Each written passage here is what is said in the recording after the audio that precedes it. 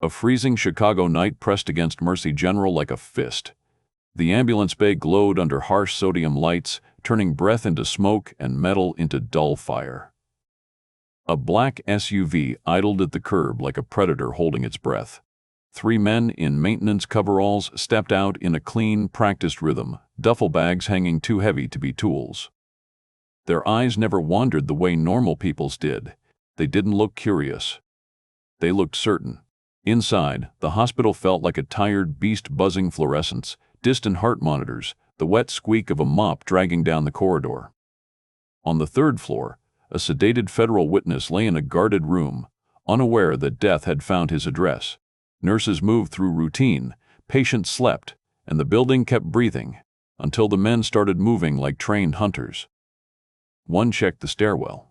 Another palmed a suppressed pistol, casual as a cigarette. Then, down the hall, a lone night nurse glanced up from a chartcom, unreadable, and the cartel leader slowed, studying him. "That one isn't scared," he whispered. A young nurse rounded the corner with earbuds in, walking straight into a raised knife, and the lights seemed to dim. "Before we continue, tell me, where are you watching from today?" Drop in the comments. If you like this story, hit subscribe. Gideon Grave. Rourke carried himself like a man who had already been to the worst places and came back with his soul still chained to a code. On paper, he was just the night shift cardiac nurse at Mercy General in Chicago, the quiet one who worked the late hours, kept his head down, and never joined the break room laughter. But the calm around him was different than ordinary calm. It was the kind forged in violence, honed by survival, and sharpened by discipline. Grave moved through the hospital like he owned the darkness, measured steps, eyes always scanning exits, hands steady even when alarm screamed. He wore compression sleeves to hide the ink that would explain too much, but the tattoos still seemed to show in the way people instinctively gave him space. When he spoke, he didn't waste words, and somehow even the loudest coworkers lowered their voices without realizing why. His reputation wasn't built on friendliness. It was built on competence, and the feeling that something dangerous lived behind his silence. 7 years earlier, Grave had been someone else entirely. Back then, he wasn't healing hearts, he was breaking threats. He'd ridden as a road captain for the Iron Vultures MC, a desert-hardened crew known for quiet enforcement and brutal certainty. That past was the reason he worked nights, the reason he ate alone, the reason he refused to look like he belonged anywhere. He wasn't hiding because he was ashamed. He was hiding because he was trying to stay clean. He'd learned the hard way that brotherhood could save you or bury you, and he'd lost enough to know the difference. The people around him formed a fragile orbit, each one pulled into his gravity the moment danger arrived. Deputy Marshal Hank Calder guarded the sedated federal witness in room 312, a seasoned lawman with hard eyes and instincts tuned to violence. Calder didn't trust easily, and he didn't miss details. He clocked Graves' posture, the way he listened, the way he stayed too calm for a man who was just a nurse. Calder could smell a fighter even when the fighter wore scrubs. Beside him was Deputy Marshal Eli Park, younger, greener, carrying nerves under his professionalism. Park started the night hoping nothing happened, then got dragged into a hallway war that forced him to become someone braver than he believed he was. On the staff side, Nurse Talia Tia Monroe was the human heartbeat of the shift. Bright, young, vulnerable, working nights because life had bills that didn't care about exhaustion.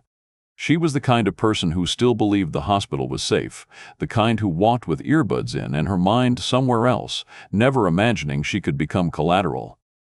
Security guard Walt Rivas was decent but trapped inside a weak system, watching the wrong doors while predators slipped in through another entrance.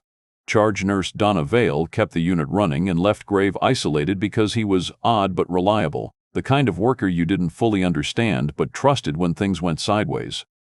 Administrator Lillian Cross represented polished policy and quiet prejudice, comfortable with rules, uncomfortable with men like Grave, and terrified the moment she realized the calm nurse carried a past that didn't match his badge. Dr. Time.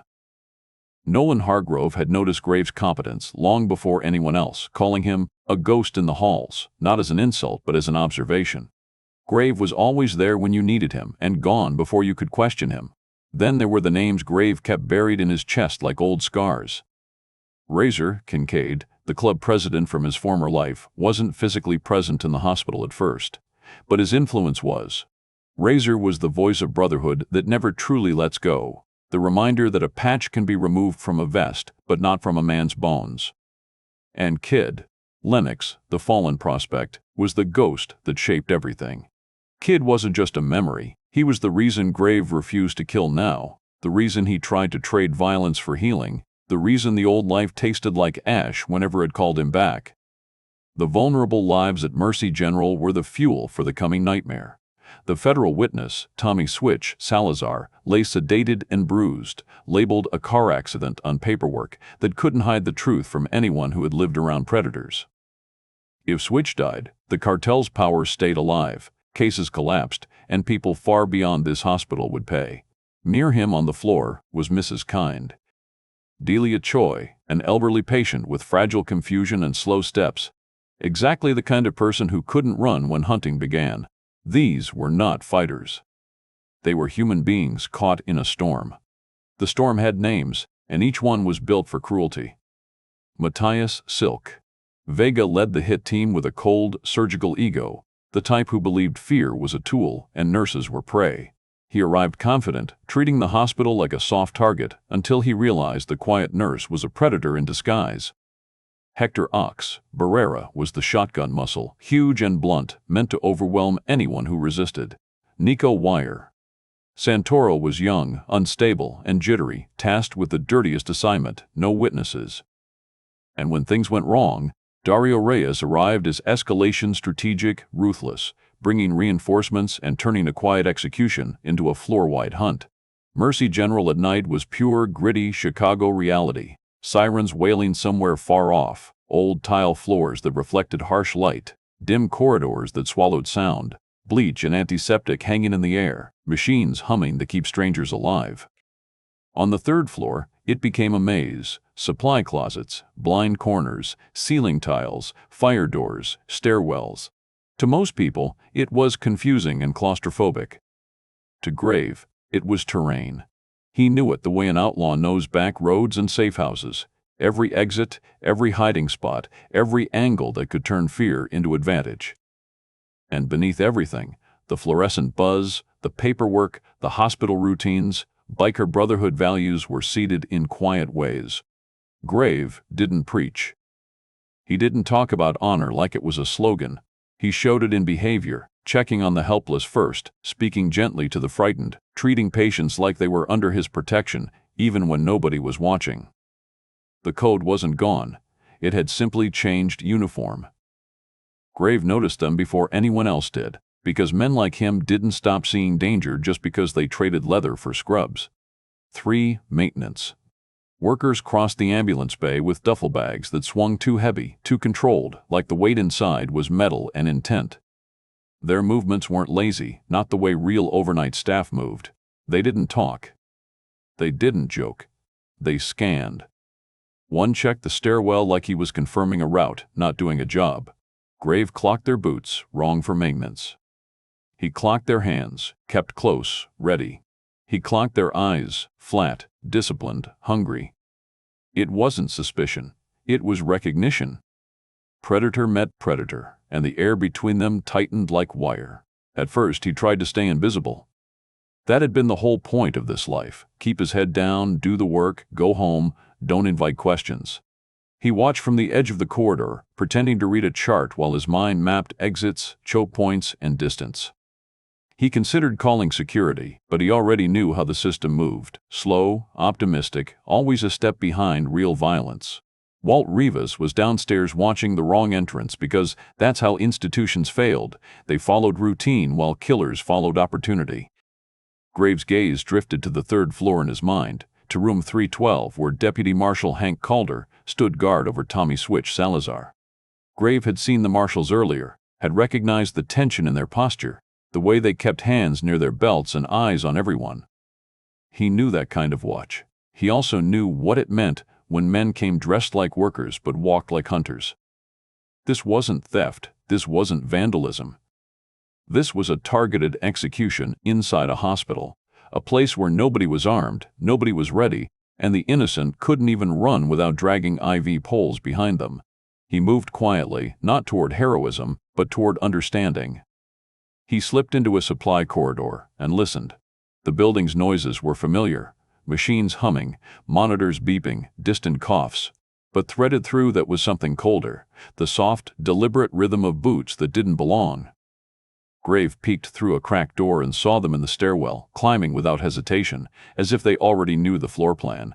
One man carried himself like leadership. Matthias Silk, Vega, cold eyes, calm mouth, the kind of confidence that came from never being told no.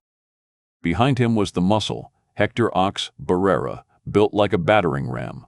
And the third, Nico Wire, Santoro, smaller, jittery, fingers twitching near his waistband like he wanted to prove something.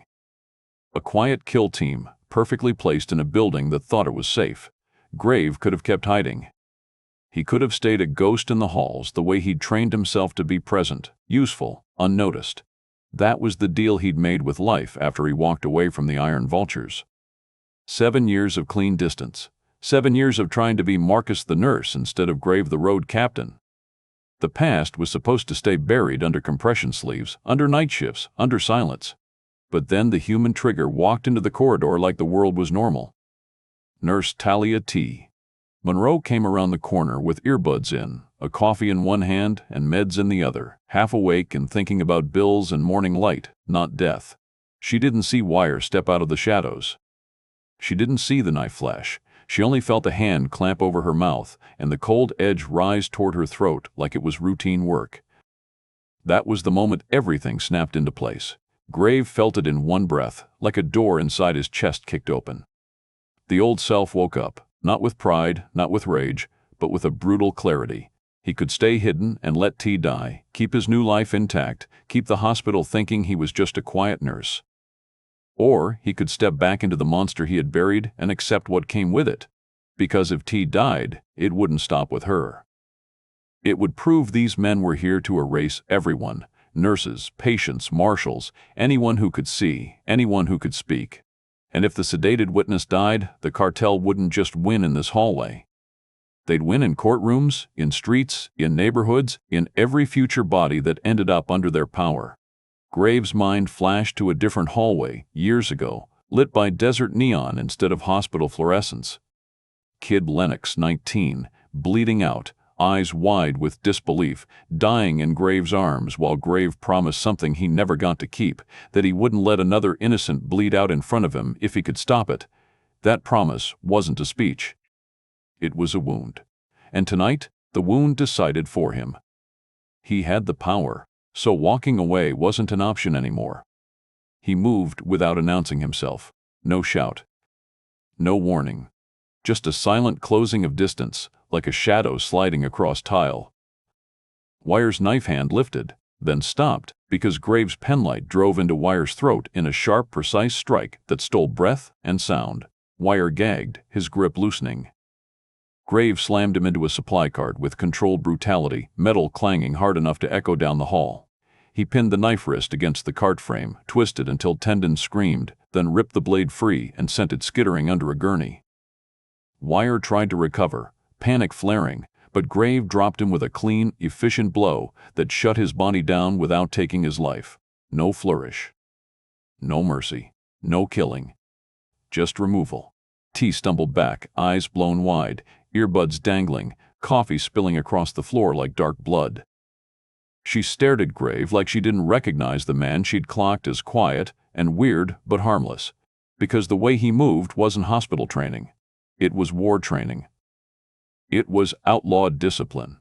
It was the kind of violence that had rules and restraint, scarier than chaos because it was controlled.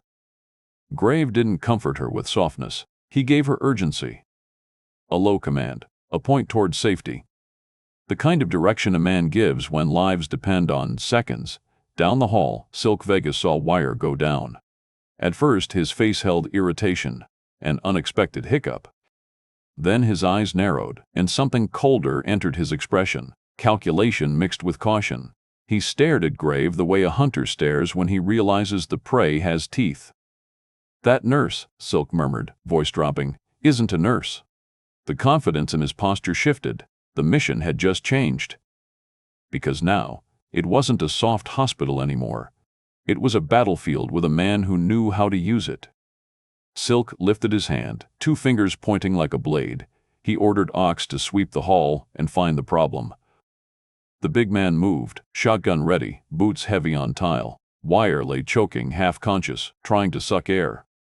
And Grave, already gone, melted into the hospital shadows, leaving only the echo of that cart slam and the fear that spread through the hit team like infection.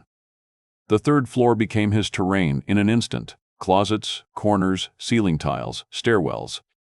He didn't need a clubhouse to know how to protect his own. Tonight, the hospital was his club, the patients were under his patch, and the cartel had just stepped into the wrong corridor. Grave didn't waste time explaining. He pulled T into a narrow supply alcove where the lights were dimmer and the sound of the corridor softened. His hands moved fast but steady, guiding her behind stacked linens and a rolling rack like he'd done it 100 times before. He shoved a phone into her palm and leaned close enough that she could hear the iron in his whisper over the hospital's constant hum. Run, call it in. Lock doors. There was no comfort in the words, only urgency, like a man speaking to someone standing on train tracks. T's eyes shook with fear, her breath coming sharp, but she nodded because something in Grave's tone made refusal impossible. She took one last look at him, at the calm that didn't match the situation, then moved. Her terror didn't paralyze her. It turned into motion. She sprinted down the hall, coffee forgotten, earbuds bouncing against her neck, fear becoming fuel. Out in the corridor, the hospital still tried to pretend it was normal. Monitors beeped. A distant intercom crackled. A cart rolled somewhere. But Ox Barrera stalked the floor with a shotgun, confident the building was soft and everyone inside it was breakable. He moved slow on purpose, letting the fear he expected to cause do half the work. Grave didn't give him that gift. Grave studied angles and timed footsteps the way he used to read highways at night, always calculating what was coming before it arrived. He slipped into the ceiling access above an unused utility corridor, pushed a tile aside just enough to see, and watched Ox pass beneath like a bull walking into a trap. When Ox turned a corner, Grave dropped silently into a supply closet, waiting, listening to the heavy rhythm of boots and the faint rasp of a man breathing through confidence. The hospital became Grave's weapon without anyone realizing it. He used blind corners like ambush points. He used rolling carts as moving cover, nudging them forward to block sightlines and break up clear shots. He used supply closets the way an outlaw used back alleys, safe pockets inside a hostile world. He knew the 3rd floor's quirks, which fire doors stuck, which hallways carried echoes where the cameras didn't see. Ox had a shotgun, but Grave had terrain. And terrain mattered when the man hunting you believed you were prey. Ox nearly cornered him near patient rooms, and that was the first moment the situation turned truly lethal. A frail patient coughed behind a curtain. A heart monitor alarm chirped once, like a nervous animal. Ox swung the shotgun toward the sound, not caring who might be behind the door. Grave couldn't allow that. He slid out from behind the linen cart, low and fast, and looped IV tubing around Ox's throat from behind with the precision of someone who had done worse in darker places. Ox's body jolted, his free hand clawing at the tubing, his shotgun dipping. Grave tightened just enough to shut down oxygen, just enough to turn strength into panic. He hooked the shotgun away with a hard twist, yanked it free, then drove Ox into the wall with controlled force. No rage, no shouting. Just efficient removal. Ox went limp.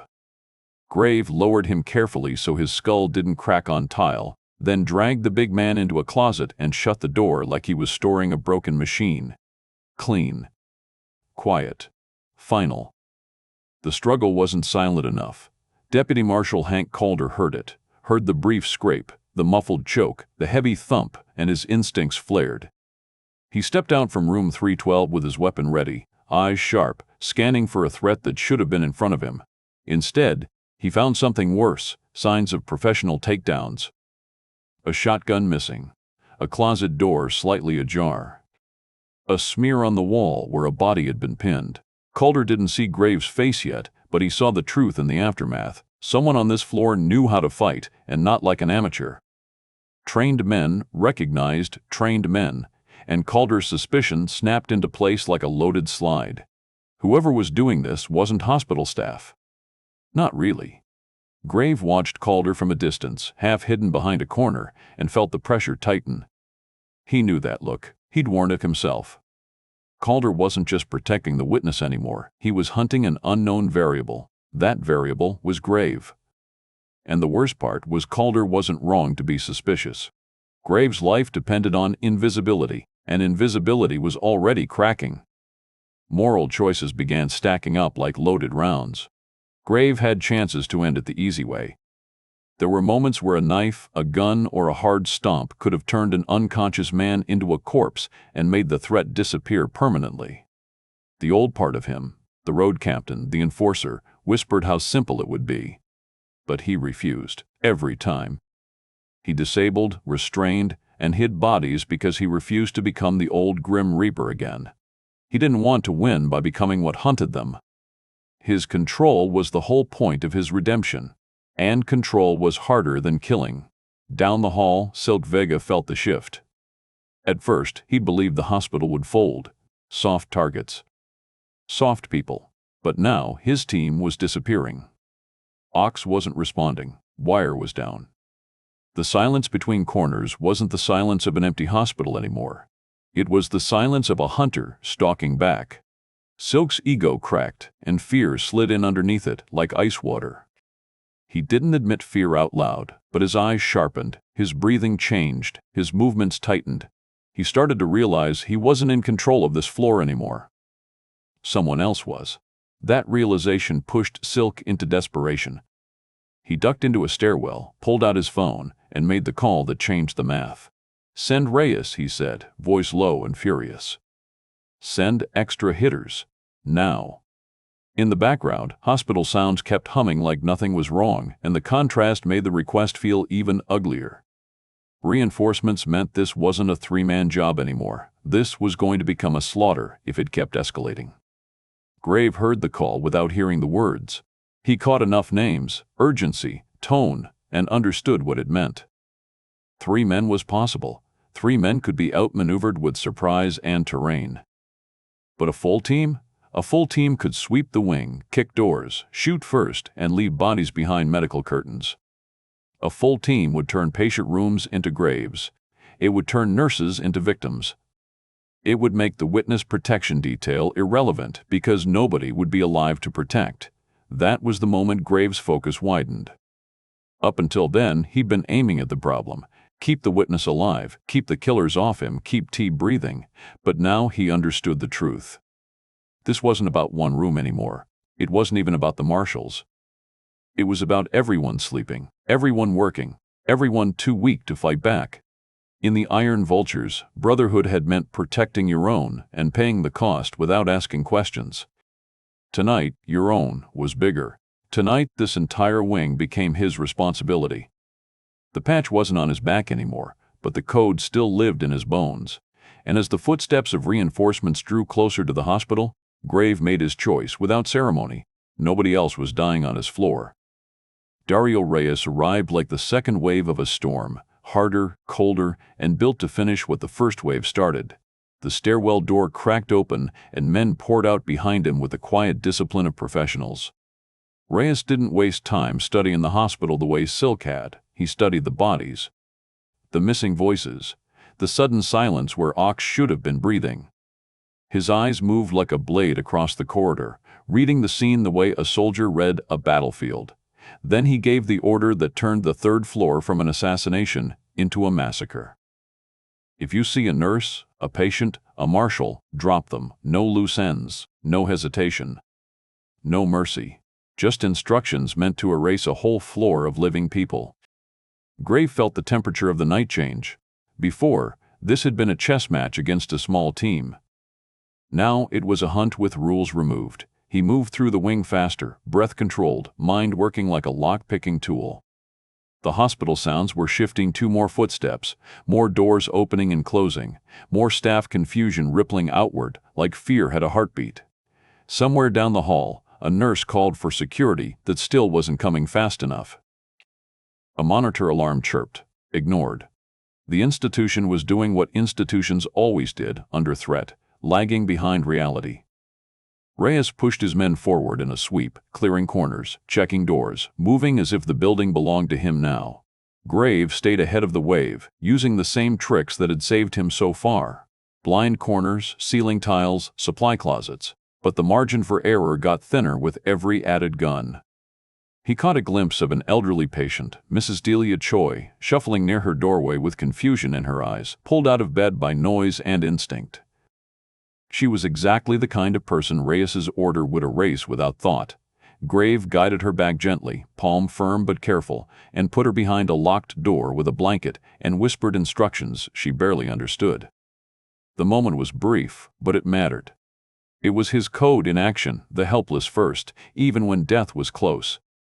Then the near failure came, fast, ugly, and almost exposed him completely. One of Reyes's hitters cut him off at a junction near a medication room, a pistol raised too quick for negotiation. Graves lunged in, closing distance before the gun could bark, and slammed the man's wrist against the doorframe. They crashed into a cart, metal screaming against tile. The hitter grabbed at Graves' sleeve, trying to drag him down or tear him off balance, and fabric ripped with a sharp sound that felt louder than the alarms. Compression sleeve split. Ink flashed into the fluorescent light. Dark, unmistakable, club-grade tattoos running up his forearm like a confession. Graves finished the takedown anyway. Twist, strike, disarm, pin, then shoved the man into a storage closet and locked it. But the damage was done. Deputy Marshal Hank Calder stepped out at the wrong time and saw the ink. Just a glimpse, but enough. Calder's eyes narrowed, and in that look the whole equation changed. This wasn't a brave nurse who got lucky. This was a man with a past that didn't belong in a hospital. Past violence, past brotherhood, past war. Calder's suspicion hardened into certainty, and his jaw tightened like he wanted answers right now. Graves met Calder's gaze for half a heartbeat, long enough for unspoken truth to pass between them, then moved again because there was no time to explain a life. Calder's questions were real, but so was the kill team advancing down the hall. The marshal wanted to pull him aside, to demand a name, a history, a reason, but the hospital was failing under panic. Alarms rang without coordination, staff scattered. Security responses came late and wrong. And somewhere behind those failures, Reyes was closing in on room 312. As Graves ran, flashback fragments hit him like sparks off a grinder, tight, cinematic, gone as fast as they came. A desert bar fight under dusty neon, bodies moving, glass breaking, Graves sliding through chaos like a shadow. Razor Kincaid's voice, low and grim, naming him Graves, because people went quiet when he showed up. Then Kid Lennox's dying eyes, 19 and fading, Graves' hands soaked in blood, Graves swearing off killing with a promise that tasted like grief. Those memories didn't slow him. They sharpened him. They reminded him why he controlled himself now, why he refused to become a butcher even when butcher work would be easy. Reyes found his target. He located room 312 by the martial presence and by the pattern of movement around it. He ordered 2 men to cover the hall, 1 to watch the stairwell, and stepped toward the door like a man approaching a locked safe. Calder and Eli Park were inside with the witness, listening to footsteps gather. Park's breathing went shallow. Calder's grip tightened. They were boxed in, outnumbered, and waiting for a breach that would come in seconds. Graves made the decision that turned the environment itself into his ally. He didn't try to outshoot them in a bright hallway where numbers mattered. He reshaped the battlefield the way an outlaw reshaped a street fight, changed the conditions, changed the outcome. He slipped into a maintenance access point and killed the lights to the wing. The fluorescent glow vanished, replaced by red emergency lighting that turned the corridor into a pulsing, hellish tunnel. He hit the fire door controls, and heavy doors slammed shut in sequence, trapping parts of the cartel team in separated sections of hallway, cutting lines of sight and breaking their coordination. Then he triggered the sprinkler system. Water erupted from the ceiling, cold and relentless, hammering tile, soaking uniforms, making footing treacherous. The air filled with mist and alarm noise, turning clear aim into guesswork. The 3rd floor became a flooded, red-lit nightmare, slick floors, strobing shadows, echoing footsteps, and fear that no longer knew where it was safe to stand. For normal people, it was chaos. For Grave, it was comfort. He had always been dangerous in the dark. Reyes cursed as his men slipped and cursed back. Their radios crackled with confusion. Their formation broke, and in the middle of that red-lit flood, Calder finally understood the truth with a cold clarity. The only reason they were still alive was the quiet night nurse with the torn sleeve and the outlaw ink. Calder wanted answers, but the ticking clock didn't care. The breach was coming. The witness was seconds from death, and Grave was already moving through the shadows, turning the hospital into a trap that only he knew how to navigate. Reyes gave the breach order like he was signing a death certificate. The hallway pulsed red under emergency lighting, sprinklers hammering down in cold sheets that turned the floor into slick glass. Boots slid, radios crackled. Gunfire snapped through the mist-sharp, ugly cracks that didn't belong in a place built to heal. Inside room 312, Deputy Marshal Hank Calder and Eli Park braced behind furniture and bed frames with limited ammo. The sedated witness, Tommy Switch, Salazar breathing shallow and unaware of how close the end had come. No backup, no cavalry. Just two marshals waiting for a door to explode. Reyes's men stacked up on the handle, shadows wobbling in the red light, and the door shuddered under the first impact. The sound rolled through the wing like thunder. Park's eyes went wide, but he didn't break. He tightened his grip and held his post because fear didn't change the math. Calder's jaw clenched, his instincts screaming that this was where he might die. The second hit rattled hinges. A third would splinter the frame. And then, before the next impact landed, something shifted in the corridor. Not a sound, not a shout. Just that sudden, unnatural feeling that the hunters were no longer alone. Grave stepped out of the shadows with Ox's confiscated shotgun in his hands, but it wasn't loaded for slaughter. He'd swapped the shells for non-lethal security rounds, the kind meant to stop without executing. It was a choice with teeth, because he could have made this easy. He could have turned the red hallway into a killing lane and nobody would have blamed him. But he wasn't playing hero. He was playing guardian. A wall. A final door between innocent people and professional killers. The moment Grave appeared, the corridor erupted into close-quarter chaos. He fired once into the slick floor near Reyes's line, forcing a stumble and breaking their formation. A rolling cart, half loose from earlier, became cover as Grave shoved it forward into their sightline, turning their clear shot into a guessing game. Steam hissed from a ruptured pipe near the ceiling, fogging the red light into a shifting veil. Grave moved through that veil like he belonged in it. He didn't stand and trade bullets. He disrupted aim, closed distance, and turned their weapons into liabilities. Calder burst from the witness room at the same time, weapon up, eyes locked on the threat. Law stepped into the flood beside Outlaw, and the hallway became a survival pact no courtroom would ever understand. Calder covered corners while Grave controlled space. Calder called targets while Grave broke momentum. Their movement started syncing without conversation, because trained men didn't need speeches to cooperate. They needed purpose. Park hesitated for one heartbeat, then pushed out two, and that was his turning point. He wasn't just the younger marshal anymore. He became part of the chain. When one of Reyes's men tried to flank, Park caught the movement, fired, and saved Calder from a fatal angle. His hands shook afterward, but the shot was true. Courage didn't look like confidence. It looked like action anyway. Reyes roared orders through the noise, trying to regain control, but the environment betrayed him at every step. The sprinklers made every pivot dangerous. The steam blurred depth perception. The red lighting hid edges and turned shadows into traps. Grave used all of it. He slammed a cart into a hitter's knee, dropped him without killing, and ripped a pistol away before it could bark. He drove another man into a wall and zip-tied his wrists with medical restraints, pulled from a crash cart, like they were made for this. The hospital's tools became battlefield tools again. The place itself reshaped into a maze, where only one man knew the exits. Then the fight narrowed, like storms always did, into something personal. Reyes locked onto Grave and came forward with the confidence of a man who believed he could end anything with brutality. He was skilled, vicious, experienced. He didn't swing wild. He cut angles. He closed distance like a professional. In a flash of movement, Reyes caught Grave with a blade or hard impact that opened a real wound, hot blood mixing with sprinkler water and running down Grave's arm beneath torn fabric. For a moment, the old world tried to swallow him again, the familiar taste of pain, the familiar invitation to end it permanently. But Grave didn't win by brute force. He won by intelligence. He watched Reyes's rhythm and waited for the overreach, the moment every violent man gave you when he thought he had you hurt. Reyes swung in an arc meant to finish, and Grave stepped inside it, close enough to smell Reyes's breath, taking away the space the strike needed. He targeted the knee with ruthless precision, a clean hit that shattered mobility and stole Reyes's foundation.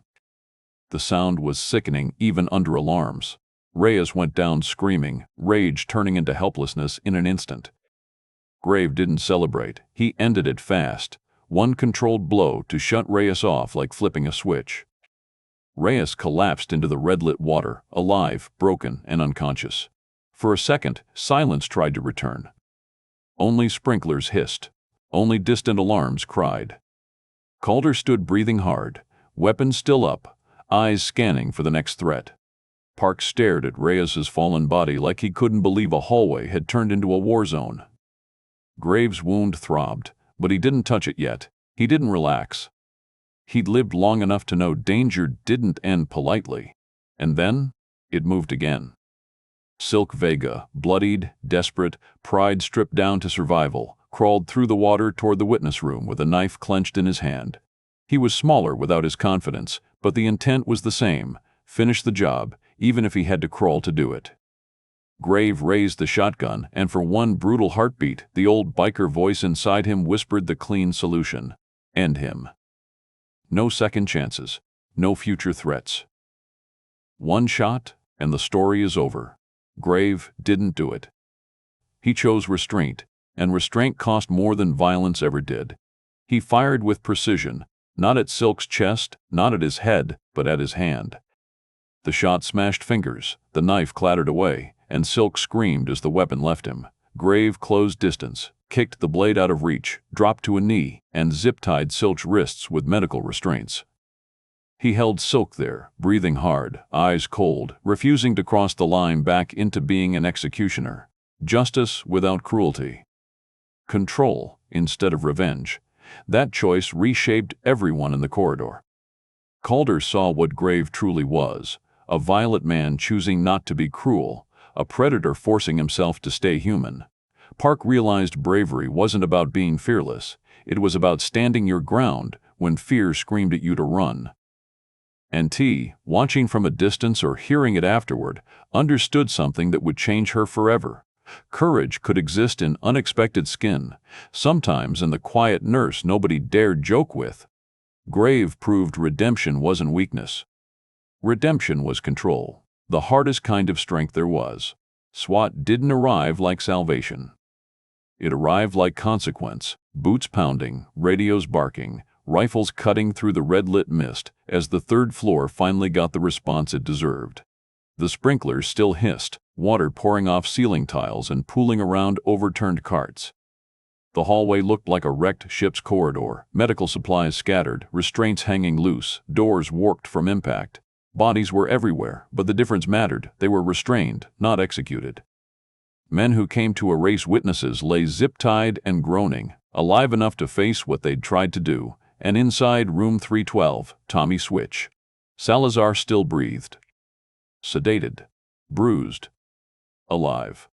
Proof that the hospital hadn't become a graveyard. Grave stood near the wall as if he could disappear into it again, but invisibility was no longer available. His torn sleeve clung wet to his skin, and blood seeped through the rip where Reyes had caught him. A medic tried to pull him toward treatment, but he resisted at first, not out of pride, out of habit. Old instinct said pain was private. Old instinct said vulnerability got men killed. Eventually he let them stitch him up in a supply room under harsh light, jaw clenched, eyes distant. Emotionally, he looked worse than his wound. The mask he'd worn for 7 years, the quiet nurse, the harmless ghost in the halls was gone. Everyone had seen too much. And once people saw the real shape of a man, they never forgot it. Deputy Marshal Hank Calder moved through the aftermath with the focus of a man who had survived a firefight inside a place meant for healing. He was no longer suspicious in the same way. The suspicion hadn't vanished, but it had transformed into something quieter and heavier: respect. Calder had watched Grave choose restraint when killing would have been easier. He'd watched discipline under pressure, not panic. Calder understood that kind of control, and in his world, control was rarer than bravery. When he looked at Grave now, it wasn't with accusation. It was with the measured gaze of a man acknowledging an equal law, recognizing outlaw competence without needing to approve of the past. T. Monroe was found shaking near a locked door where she'd hidden, her phone still clenched in her hand like a lifeline. The terror didn't leave her quickly. It sat in her chest and made her jump at every radio crackle. But something else lived there too now, something harder. She had seen what evil looked like up close, and she had seen what protection looked like when it came from the last person anyone expected. Trauma didn't just break her. It carved her into someone new. Later, when whispers spread and people tried to paint Grave as a threat, T's voice mattered because she'd been the one with a knife at her throat. She knew the difference between a predator and a protector. Administrator Lillian Cross arrived in the chaos with her badge and her outrage, demanding answers like policy could control blood on tile. She was horrified by the footage when she saw it, horrified by the violence in the hallway, by the brutal efficiency, by how close the hospital had come to mass death. But what truly twisted her fear into something uglier was the ink. The tattoos, the undeniable proof that the night nurse she'd tolerated because he was odd but reliable carried a past she would have rejected on sight. Her horror shifted from shock into institutional prejudice, the kind that smiles while it tightens the noose. In her mind, saving lives didn't erase what he had been. It only proved what he was capable of. Switch Salazar woke later, confused and shaken, learning in fragments that the cartel had come for him and failed. The marshals told him he was alive because someone on staff refused to let him die. He didn't understand it yet, but he would. In the coming days, Switch became proof that the night mattered beyond the hallway, because testimony could move mountains and living witnesses ended empires. His survival wasn't just personal. It was political. It was a crack in cartel power. When the floor finally dried and the last stretcher rolled away, Cross confronted Grave away from the noise, an administrator's office, sterile and bright, like the building was trying to forget what happened. She didn't ask gently. Her voice carried the question like an accusation. "Who are you?" The air tightened. Grave didn't posture. He didn't threaten. He didn't brag. He told the truth in the simplest form. He used to live in violence, and now he chose healing, because he was tired of watching people break and bleed. But evil didn't care about his new life, and when it came through the doors, he did what his code demanded, not for attention, not for glory, for protection. Outside that office, something unexpected happened. Staff began to rally, not because they loved violence, but because they loved being alive. Dr. Nolan Hargrove backed him with calm authority, speaking to competence and character instead of rumors. T backed him with raw truth, because she'd felt the knife and she'd felt Grave's protection in the same breath. Gradually, the story in the hospital shifted. People stopped whispering, "dangerous," and started whispering, "the reason we're breathing." Competence became harder to deny than fear. Calder approached Grave with an offer that sounded like mercy and warning at the same time: relocation, protection, a chance to disappear before the cartel tried again. It was witness protection logic applied to a man who didn't want to be a witness. He wanted to be a wall. Grave listened, then refused. Not angrily, not dramatically. Just firmly, like a man done with running. The meaning was simple. Even if the words were few, this place was his post now. He'd spent years trying to be invisible. Tonight proved invisibility didn't save people. Presence did. And then came the sting that kept the ending sharp. Across the street, beyond the police lights and the crowded entrance, a dark vehicle sat parked with its engine off. Watching. Waiting. It didn't move when the ambulances came and went. It didn't flinch when officers walked past. It simply remained proof the cartel didn't forget, and the war didn't end just because the hallway went quiet. Graves' gaze found it for a brief moment, and he didn't look surprised. He looked ready. Your past didn't vanish when you changed uniforms. It waited in the dark corners of your life, quiet as a loaded gun, until the world gave it a reason to wake up. That's the truth Grave proved on that third floor. He had every excuse to stay invisible, to protect the clean life he built with tired hands and late-night shifts. But when evil stepped into a hospital and reached for people who couldn't fight back, he turned his past into a shield instead of a curse. The real weight of redemption isn't a fresh start. It's choosing the harder path again and again, especially when violence would be simpler. Grave could have ended the threat permanently. He had the skill, the opportunity, and the justification. The old biker voice inside him begged for the clean solution. But he refused to become what he hated, even while doing what had to be done. That's not weakness. That's control. Brotherhood wasn't just a patch on his back, it was action in his bones. Honor wasn't a speech. It was standing guard when nobody would blame him for walking away.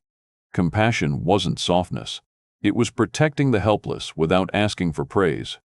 And appearances? They lied. The night nurse looked quiet, almost invisible, but he carried a warrior's discipline and a protector's heart. That night proved character isn't what you claim. It's what shows up when evil arrives. Some heroes don't wear badges or capes. Sometimes they wear scrubs, scars, and a code they refuse to betray. Tonight, you watched Gideon Grave. Rourke proved that redemption isn't about pretending the past never happened. It's about using what you survived to protect people who can't protect themselves. Now I want to hear from you. If you found out your nurse used to ride outlaw, would you fear him or thank him? And tell me this too. Where are you watching from today, and what would you have done if you were in Graves' place on that third floor? If this story hit you, like it, subscribe for more gritty outlaw motorcycle club fiction, and share it with someone who believes honor still matters, because in our stories, the code wins, without mercy becoming cruelty.